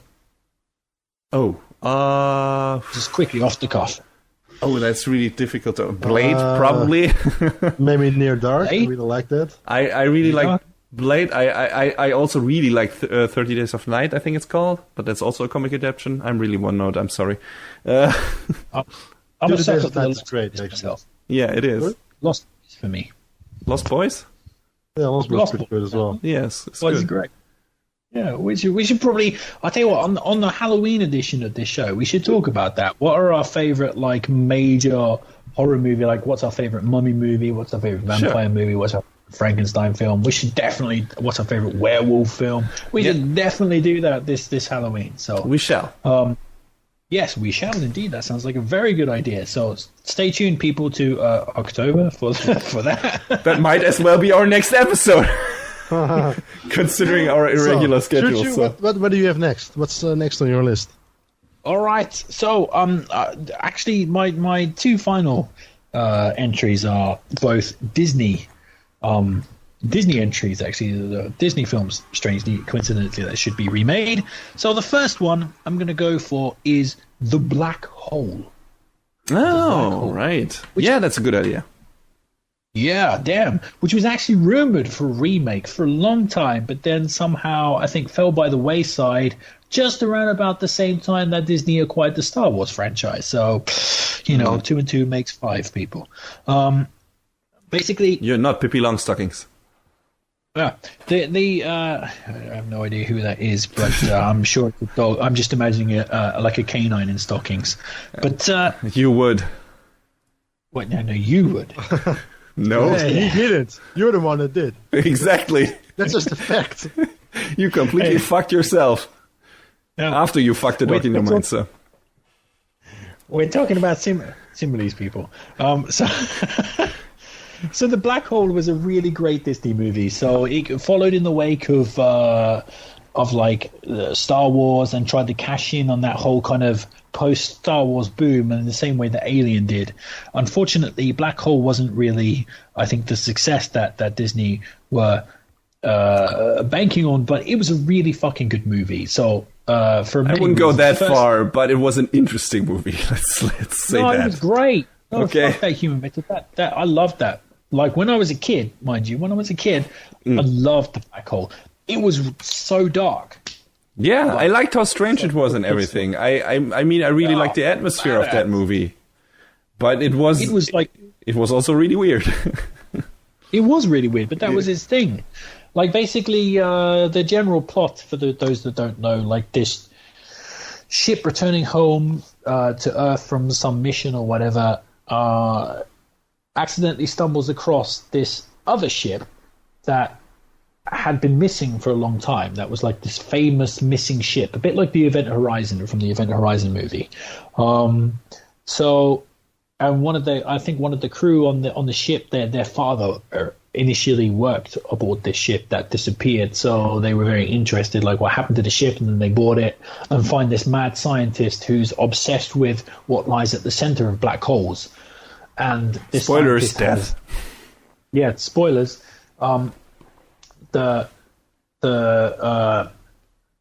He's convinced he can go into a black hole and survive and find out like what's on the other side, if there is anything on the other side, etc. Whatever. So the scientists are excited by this kind of thing, and decide to maybe help him. If I'm right, there's some sabotage that happens to their ship as well. Their ship is malfunctioned, and the main scientist is basically this kind of crazy dude. And little by little, they realize that he's out of his fucking gourd. Mm-hmm. Like, and in fact, yeah, that's an understatement. Yeah, disables their ship so they can't escape, and then they're trapped in this kind of like nightmare situation. And the people who are aboard the ship, but they're basically almost like robots, what they assume are robots walking around the ship with these kind of like these mirror visors in front of their head. And only later do they realize that in actual fact, those people aboard the ship were people and have been somehow like mind controlled and basically look like almost like zombies when you take off their face shield. And there's this badass giant robot thing with these arms that turn into spinning knives of death, which is awesome. He's like the Darth Vader of the thing. So if that sounds cool, that's because it is cool. You know, and there are all sorts of things that happen in there. Like there's like a R2-D2 style robot that flies around and has like twin lasers for arms, and they have these whole like stormtrooper type like guards aboard the maniac ship. So there's a whole like lots of laser fights and stuff in there, lots of battles. However, some of the most memorable moments in that movie like stick with you forever. Like the moment where Anthony Perkins dies, which is gory as fuck. Yeah, that's crazy. Like you have this like robot with these giant knives of like spinning knives that basically just go straight into Anthony Perkins' chest through his like scientific notes and all the papers flying everywhere, and just like, oh, it's such an amazing movie death. It's like fantastic. And they have the end scene, which is also memorable, where the heroes end up like abandoning ship and actually going into the black hole, and it basically turns into 2001: A Space Odyssey for a short time. Like, it's a mind bending, and it was relatively well done for the time in the original setting. But imagine what they could do with that concept now, these days. And I can't really convey the type of menace that movie had. It's really atmospheric. It's really creepy. And there's this kind of pervading sense of dread, a bit like Alien, that spreads throughout the whole movie. It's a fantastic movie, I think. And if it was rebooted or remade, it could just fucking clean house, man. It just could clean house, I think. How about you, Human Metal? You've actually seen the film. Oh, it's been ages since I've seen it the last time. I remember, like you, I remember liking it as a kid, but I'm not sure it would hold up to me. I've seen it once or twice since then again, and I remember not being as fond of it after, seeing it as an adult, but I would like to see it again and see if I can find some things that I still really like about it. But yeah, I think the thing that spoke most to me when I watched it as a kid was how I expected a normal Disney movie, and I'd seen. Did Tron come before that or after that? I don't remember. I think Tron. I think maybe after Tron was it like the 80s. This one was the 70s. Yeah, like 79. But they same were years 80. But we had like this phase on TV where it's like, okay, now each Sunday afternoon we're gonna show like these live action Disney produced movies, and they were from all kinds of eras. And I think Tron and Black Hole aired directly after each other. On that block, like, one Sunday after another. And I saw Tron first, and that was also still really weird for me, but cool. But then Black Hole was, a lot darker and everything, but I remember liking that too. So, felt very much in the vein of these weird, out of nowhere Disney movies that have nothing to do with the cartoons I was used to. So I remember liking it, but I know there are some wonky things in there, like, some of the robot designs, of the good robots are kind of weirdly cartoony, like they don't fit the rest of, like, that movie is super dark, and then these robots look like they're out of a normal Disney cartoon movie, and like that doesn't. There's a dissonance here, but that's something you could fix in a fucking reboot. So there you go. Also, that movie had one of the best theme tunes of all time. Yeah, it's really good. That's true. It's amazing theme tune. I can't do it justice, but yeah, it's just like really, really memorable. Yeah. And that kind of like opening with those vector graphics and stuff. It's just it's awesome. Yep. So there you go. So that anyway, but what you could do with that concept, that idea, and just with modern day effects and just like refining the stuff that was bad about the original, like damn. That's a win-win. Someone do it, damn it. Fuck you, Disney. It's not too dark. Just make it. Yeah, sure. I mean, look, they have gone, in recent years, they have tried to make kind of more darker live action versions of their cartoon movies. So why not go back to one of their already, live action, one of their movies that was already produced in live action. And make a cartoon out of it. Yeah. Yes. Hey, I would watch a Black Hole cartoon movie. Absolutely. Well, hang on a minute. I watch an adult version of the Black Hole, an adult anime based on Black. Yeah, that's what I mean. Like same tone but animated. Same tone but animated. That would be pretty awesome. So I'm fine with either. Black Hole with Goofy. What? Black Hole with Goofy as the main character. Like, sure. Like Mickey, Donald, and Goofy. Like no. Although if one of them gets murdered by the robot, like with the spinning, I would definitely watch that. Dude, everything you're describing right now is Kingdom Hearts, so we already got that. Awesome. With that one sentence, you literally make me want to play a Kingdom Hearts game. They should put that on the marketing of the Kingdom Hearts. It's like the movie Black Hole. But as a game. Everybody runs out of fucking GameStop. Anyway. Yeah. Good idea. All right. So what's next on your list? All right. Kind of, I don't know, left field pick maybe. A lot of people who listen to this maybe don't even know this franchise, but it was one of my favorites, but it has been dead for a while. No, I'm not talking about Mega Man, weirdly enough, that's getting a sequel this fall. What happened here? But I'm talking about a fighting game franchise, and that's called Bloody Roar. And I recently revisited that because of some other things, because I was talking about it on another podcast. Sorry, I betrayed you guys. But that was for a different reason, because of anime reasons. And but then I went back and played one of my favorite iterations from that franchise. Like, man, this is really good stuff. This this franchise needs to be fucking rebooted and brought back again. I'm pretty sure that's not going to happen because I think right now the rights, it was produced by Hudson Soft originally, and I think those rights now lie with Konami, like Bomberman does. And I don't think Konami is willing or able to produce a good game right now, period. So maybe anymore. But I still want this to happen because I think that series has a great potential just because, it's so much fun. It's about basically these fighters that can also turn into crazy animal versions of themselves. Like, you got your werewolf, your were-tiger, your were-lion, whatever, and they tear each other apart. The first 2 games in the series, lived up to their name, Bloody Roar, because they were kind of, there were really cool blood effects on those, especially considering for the PlayStation 1 era. And then for the GameCube release, at least, Bloody Roar Primal Fury, they took that out to make it more, kid-friendly. And we got flashy light effects and everything, but that was still the best game in the series because they improved the gameplay a lot, and it was really fun. It was a really nice 3D beat 'em up, and I enjoyed it a lot. I thought the transformation mechanics gave the game enough variety and tactics and everything. And I think if the right company, the right people who make good fighting games would go to take on that franchise and try to do something with it, reboot the story, make it interesting, and try to do a really good fighting game. I don't know, maybe even bring it to a 2D space or anything.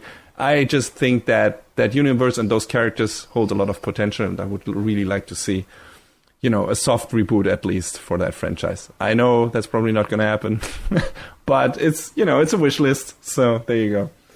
I think that should happen. I assume none of you have ever played any game from that franchise.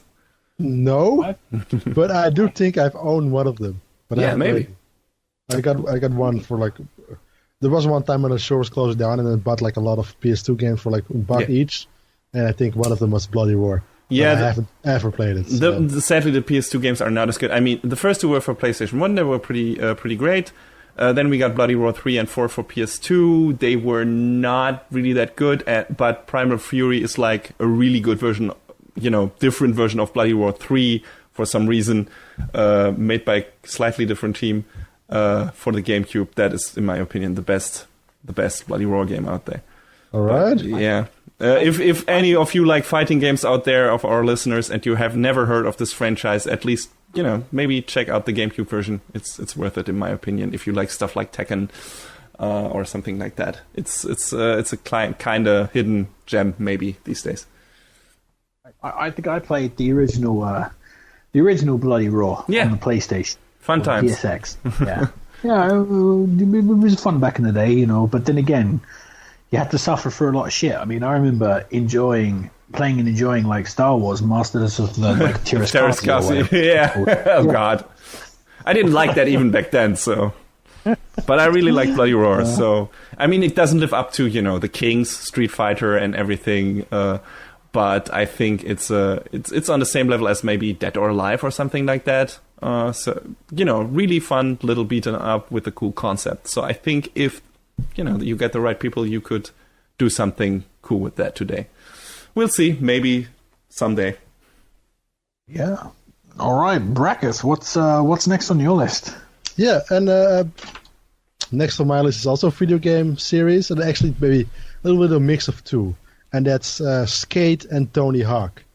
I'm a big fan of those games. Back on the PS1 and PS2 era, I played a lot of Tony Hawk, and I really loved those type of games. And they kind of went away, and it just went away with the dinosaur. They just went downhill, and then just grinded to a halt, and just fell on the floor, bloodied and everything. Because the last 5 or so Tony Hawk games are just absolute pure garbage. And then there was the Skate franchise as well, which was this really unique take on the skate game genre, where it was a little bit more realistic. They made you do the tricks with the right joystick, and you had a few really good control of the skateboard, and it felt really cool to play. And you had you could do all those kind of tricks. You could grind, and it actually feels like you have you're not feels like you're skating, but you feel like you're actually doing those tricks. You feel like you actually have a control over the board instead of just pressing a few buttons. And now this generation, both those franchises are just completely gone. There hasn't been any skate game for ages. Well, there's so many people just waiting for another skate game or another Tony Hawk game, but there hasn't been any of them. And yeah, I would like to see a reboot of either Tony Hawk or Skate, and I prefer Skate myself, but any of those two would do for me to get my skating fix. Yeah, I mean, firstly, I like grinding as much as anyone, and trust me, I'm always in control when I grind. But are you really aware of how bad those games were? I mean, they're legendarily bad, Brack. Like the last few iterations of those games, yeah. Yeah. No, of Tony Hawk, yes, the last couple of Tony Hawk games are just horrible, horrendous. Like I said, like they're absolute pure garbage. That's why they need a reboot. Yeah, that's why they need a reboot. Like, because Tony Hawk used to be great, right? Tony Hawk used to be like a amazing game franchise. Like if you look at Metacritic and you look at like the highest game scores of like PS1 and PS2, like Tony Hawk are in the top 10 in the top 10 of both of those consoles. It's insane, like how beloved those games are. And then like Activision happened, I guess, and they just turned absolute shit. Yeah. Damn. I guess that there are many like minor. I think Tony Hawk's is kind of like a minor game series, especially these days. You know, especially because they suffered their kind of real kind of hijacking of their reputation. But like, it reminds me of things like Crazy Taxi. Crazy Taxi is due a reboot too. I mean, sure. Damn. Sure, why not? If Tony Hawk can get one. But do you really could they still put Tony Hawk on the cover? Is he still active, or does he have children who could like pick up the mantle? Like I wonder. Like just saying just the Tony Hawk game, just like a skate game. Like this is an entire genre. Yeah, just like that's true. Poof, went away, and it's kind of insane. Yeah, but in this day and age, though, do you really think like a skateboarding game could really truly hold its own against its competition? Well, if you maybe it would almost have to be like a downloadable game, right? Yeah, that doesn't mean that it needs, it could be a good downloadable game. And also, I mean, if you do a combination of different extreme sports, maybe make it a good skateboarding game, but also, good BMX, good snowboarding and everything, a good combination of all those sports, and, you put an interesting career mode in there or something, like make a really, really good combined action sports game out of that has all the good parts from those. I think that would attract enough people. Like, those are still big things. Not just that, we get a FIFA game every year. Yeah, exactly. Those still sell well. I think like one skating game, like for an entire generation of consoles, should do well. Like there are enough people that like really love those type of games, and they haven't had their fix in forever. Yeah, and I feel when Tony Hawk's Pro Skater 5 was announced, enough people were excited for it initially. I mean, that excitement waned pretty quickly once the first material was released, and then the game eventually. But it felt like leading up to that, a lot of people were like, "Yeah, it's time for a new Tony Hawk game. I really want to play that." And then they turned it into shit. And yeah, I feel like if they would bring out a really well-made game in that vein today, that would still sell really good. Like the last skate game that was like on the last gen, and it's still sold like close to like 5-6 million, which I think is enough for like most video games to be profitable. I think so. Another game like that, another game of that scale would work. Although you'll regret it because Ubisoft will get the license, then you have to scale a tower to find the skate park, and but then at least you can do some stunts off that tower. Real skateboard.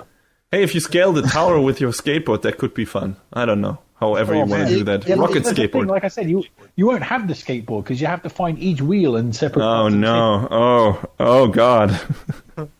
Then you can jump off the tower while doing stunts, and it's like, oh yeah, this is pretty cool. Actually, that would be pretty cool if you could do that. Yeah. Damn. I guess that would bring me on to just a skating mod for Assassin's Creed, and I will be down for it.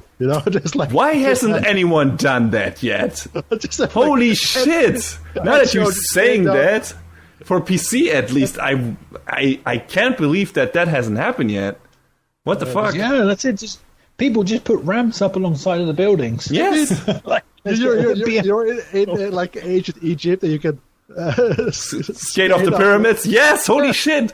People would love this. I don't know why. Someone get on that. We need to copyright this. Wait, shit! Assassin's Creed already belongs to someone else. We can't do that. We need to make our own weird assassin game where you use your skateboard to traverse things, but also kill people. That's a hit in the making, guys. We need to start becoming game developers. That's a really good idea. I tell you what, if there was a skateboarder who could just like traverse the environment and then assassinate people using his skateboarding skills, I mean, who wouldn't be down for that? That'd be like the best thing ever. Yes. Yes. Okay, we need to get on that. I guess I'm going to come on to the last reboot or remake on the list. Bragg, I'm just checking, Bragg, did you have a third one? Or No. No, all right. So I'm going to come on to the as I said, first and last, just like every sex session I've ever had. The Alpha and the Omega. Exactly, that's me. That's exactly. If my life has a motto, that's the motto: the Alpha and the Omega. Yeah, look, I think Alpha is hilarious, by the way, because you're just owning yourself the entire time. Like, oh, I'm going to be first and last. It sounds like you're just jerking off. Like, what are you talking about? So yeah, that's hilarious. So just keep dunking yourself. And well, at least he didn't say I take it from the front and from the back. I mean, we should be grateful for that. Well, Brack, it seems that way, but you can ask your mother about it. It's definitely not that way. So it's a three-way, actually. A remake. What, three-way between who? I don't know. You tell me. You're the one with the dirty mind. Mother? No, that's what you said. Choo-choo, raves are gross. Choo-choo, why the fuck? What the fuck, Choo-choo? Come on. Stop keep it clean. Kids are listening. Let's reboot this entire conversation. All right? Exactly. And let's talk about a reboot that's such a good idea. It's actually being made. Damn. So a reboot that's such a fucking good idea that the people are actually in the process of remaking it right now. That would be Flight of the Navigator. That is a film that needs to be remade. So for the people who don't know, Flight of the Navigator is about it was made in the early 80s, maybe the late 70s. Almost about the same time as the Black Hole. I don't entirely know, and I can't be bothered to research it, but I think it was early 80s. But it's about a kid who is maybe abducted by 86. an alien. 86, there you go. 86. So it was the 80s, definitely. A kid who is like abducted by aliens when he's like, I don't know, like 10 years old or something. And just disappears off the face of the earth, which is quite creepy, to be honest. In the actual film, it's actually quite a scary scene. Yeah. And then is brought back to Earth, and then he still remains the same age, while everybody else, his brothers and his sisters or whatever, have like grown up and now in their like late teens or early 20s or whatever. And then, but he's exactly the same age, and he could return home. So that confuses everybody and, you know, sets off like a really interesting period of drama. Meanwhile, the government have actually captured his alien spacecraft that maybe abducted him, or I've forgotten the exact plot, but basically he has like this connection with this alien spacecraft that the government have found. And the government discover this connection or whatever and take him prisoner. Basically, for experiments and stuff, while they're dealing with this like new alien technology, which they're using all these type of drills and stuff to try and get inside the alien spacecraft, but they can't do it. And all the time, which is really creepy in the film, the alien spacecraft is like calling to the kid. So eventually, the kid, you know, like goes to the warehouse, like breaks out of his kind of prison, which is really cool. Inside of a robot vending machine, if I remember rightly. And ends up meeting this big alien spaceship, and the alien spaceship like opens for him, and he goes inside, and then him and the alien spaceship go on this journey across, I guess, the world or America. I don't entirely remember. I know at one point they go under the ocean, but anyway, there's the kid inside this alien, flying this alien spaceship and talking with this alien robot thing aboard the spaceship, and this alien spaceship is collecting different life from around the universe and stuff. So you get to see some cool aliens that it's sort of captured and has in captivity aboard the ship and stuff.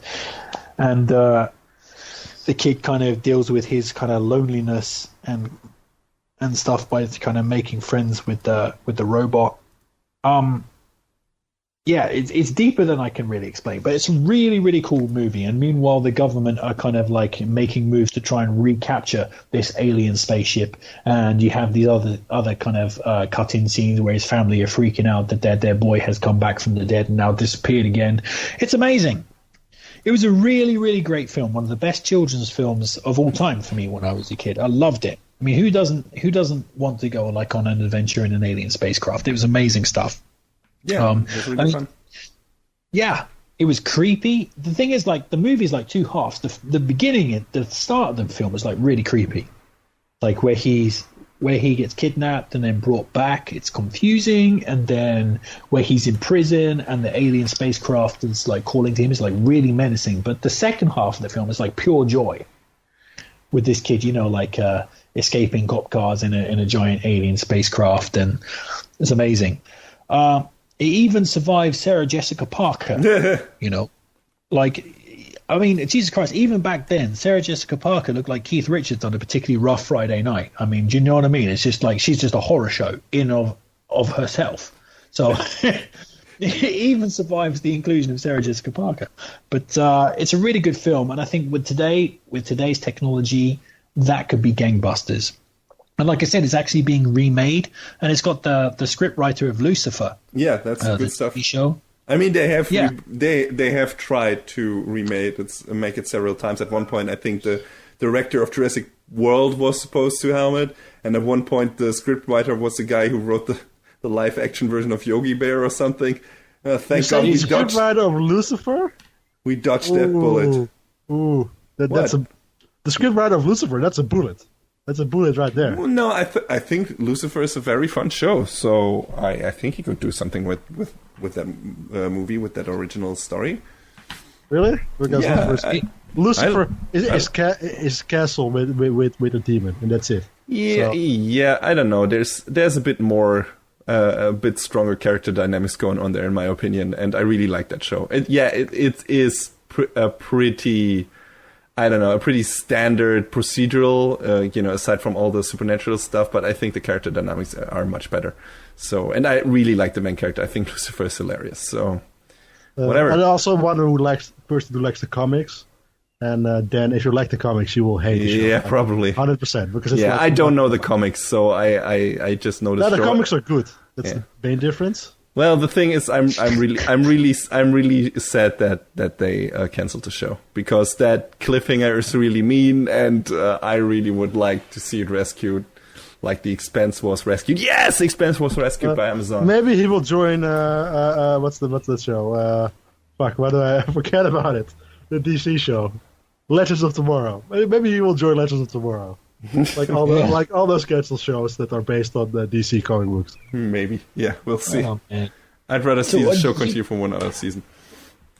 Human Metal. What do you think about Flight of the Navigator? Any thoughts on that? It could turn out great. I mean, I think the Jim Henson Company is also working on this, so maybe we get some good animatronics in there too.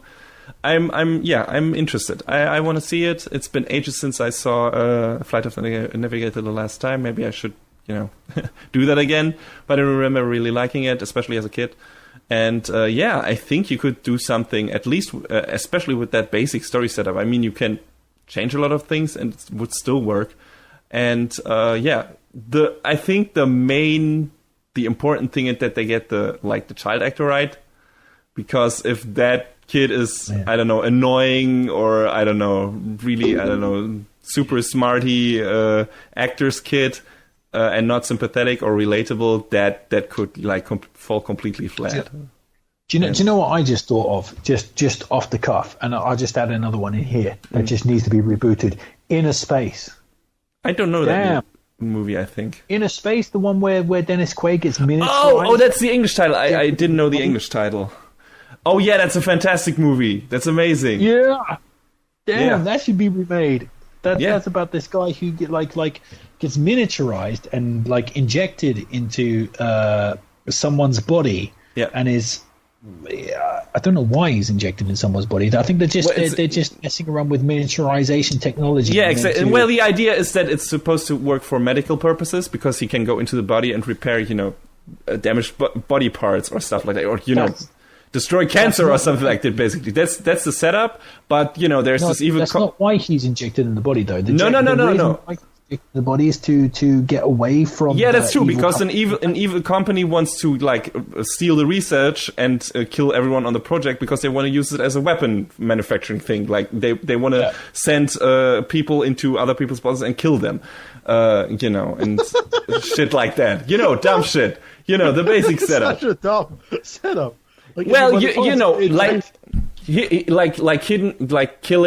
Killing, I don't know, country leaders or something and make it look like a heart attack. Stuff. That's the basic idea or something like that. Basic creative kills. That's poison. There's poison in that. Yeah, but you need to turn a person small to go into somebody's body. It's a bare bones setup to create a conflict, but it works in the context of the movie. And what happens then is Dennis Quaid, who was supposed to be injected into I think a lab rat or something, gets injected into this random guy. I don't know who was the actor?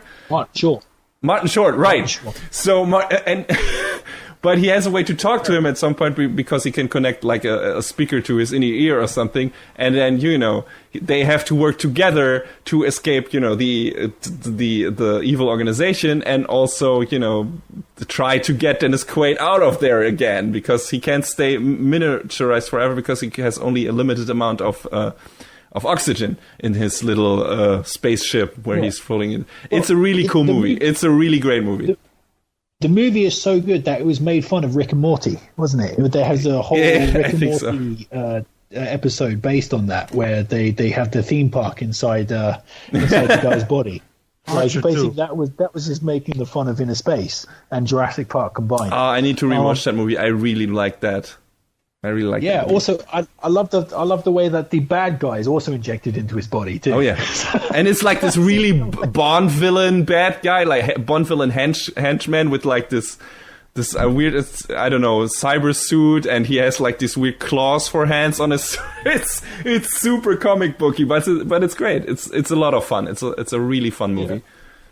It has that ghost element where, when Dennis Quaid first starts talking to the guy he's injected in, it's hilarious as well. It never takes itself as seriously. He thinks he's communicating with God for a while. It's hilarious. I can't find Inner Space here. Where? Okay, weird. Oh man, you should definitely go watch Inner Space. It's great. It's such a classic film. They should definitely remake that. All right. Yeah, good stuff. But yeah, Flight of the Navigator also. I mean, that's where we started out from. Yes, Flight of the Navigator. Yeah, definitely remake that. Brack, have you seen Flight of the Navigator? Nope. Have you seen Inner Space? Nope. Watch both those movies. Yes, your childhood suffers from not having seen them. You're missing out. You're missing out. Hey, let's be honest. If you were to see one of those movies, Brack, you should definitely see Inner Space. Yeah, that's true. That one sounds better. It's a lot of fun. Just a combination of Dennis Quaid and Martin Short is they have some really good dynamic there. Just in terms of the dialogue and everything, it's really tightly written. At least, judging from the German dub, I can't speak for the English one, so I don't know. Yeah, it's extremely funny. Martin Short's a pretty decent comedian in his own right, or at least he has a good kind of physical flop presence. You know what I mean? He's very good at doing pratfalls and stuff. Okay. But hey, that's our opinion on movies and games that should be rebooted or remade. But what's your opinion, all valued listeners? So please sound off in the comment section if you have an opinion on that. And with that, we've come to the end of this week's visit. Hey, let's be optimistic. This month's visit to the ocean floor. So it's the last day of May, so that's not a generous estimation. Yeah, all right. Hey, our last episode wasn't that long ago, Jesus. Yeah. So anyway, please join us next time. You realise that the world serpent is actually just the tip of my dick.